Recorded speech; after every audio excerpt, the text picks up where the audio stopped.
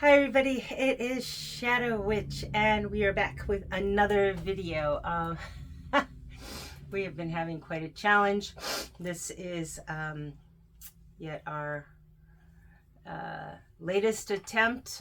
We have now sent back 2 video cameras and we're waiting for our third.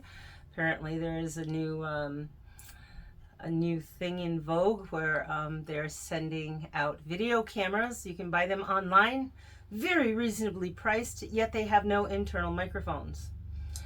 I don't know why. Just no matter how much you pay, you get them and they take video, yet no sound.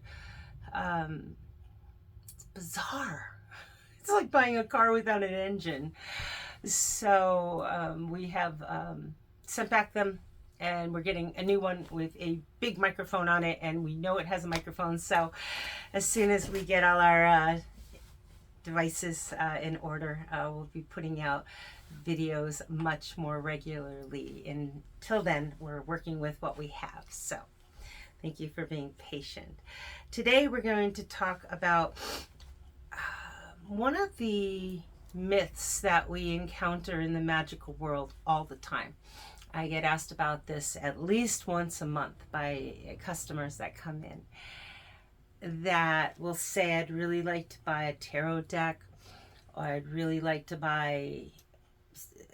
pick a magical item.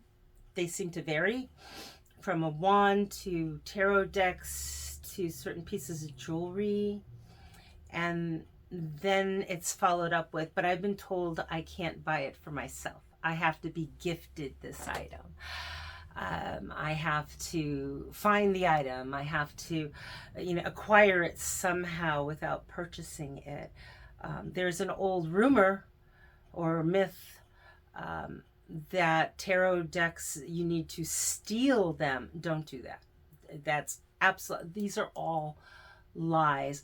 I've given a lot of critical thought to why some of these rumors exist, and the only thing I can think of is perhaps to curb interest in young people that are interested in the magical world. Well, you can't have a tarot deck unless you steal it, but if you steal it, you run the risk of getting arrested and put in jail and being shamed and humiliated. I don't... Or, somebody has to give it to you, and, if you live in a certain type of community, the chances of that might be a lot less likely than in other communities. I don't know, but I will assure you that is all a bunch of garbage. As a matter of fact, you are going to be much more happy with the magical item that you get, whether it's a tarot deck, piece of jewelry, a wand, a magical item that you use on your altar if you choose it yourself. That's not to say that a friend or somebody that's close to you can't buy you a piece of jewelry or something that they know you like. I have my best friend that buys me the Tree of Life. I have one right here. Always gets me Tree of Life pendants or earrings, which I love, because I know they always come from her and they're very special to me. But, there's no reason why you can't choose your own magical items, especially tarot decks.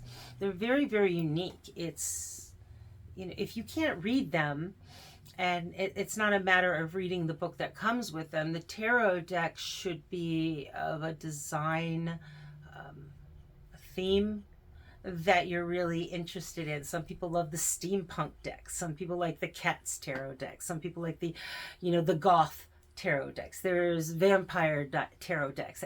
Whatever kind of, tickles your fancy is what you should go for. So choose the one that attracts you. It's perfectly fine. There's nothing wrong with it. Maybe you choose one that you like, and then you tell somebody that's close to you you'd really like that for your birthday or something like that. That's perfectly fine too, but there's no rule that you can't have one unless somebody gives it to you or gifts it to you. That's actually not true at all. just think of it this way. It's something that you want to resonate with, that you feel a certain draw to work with. It's kind of like you chose the clothes that you wear. You choose the food that you like to eat. It's the same thing with the magical world. Having somebody go out there and choose something they think is going to work with you. Well, there's an awful lot of us that end up with lots and lots of things like tarot decks and other magical items that we end up in a box that we don't use, that we don't want to throw out, that maybe we end up gifting to others, but we end up with a lot of junk that we honestly don't want. So take your time. Don't rush right out. Pick what it is that you want that works for you. You can have more than one of anything.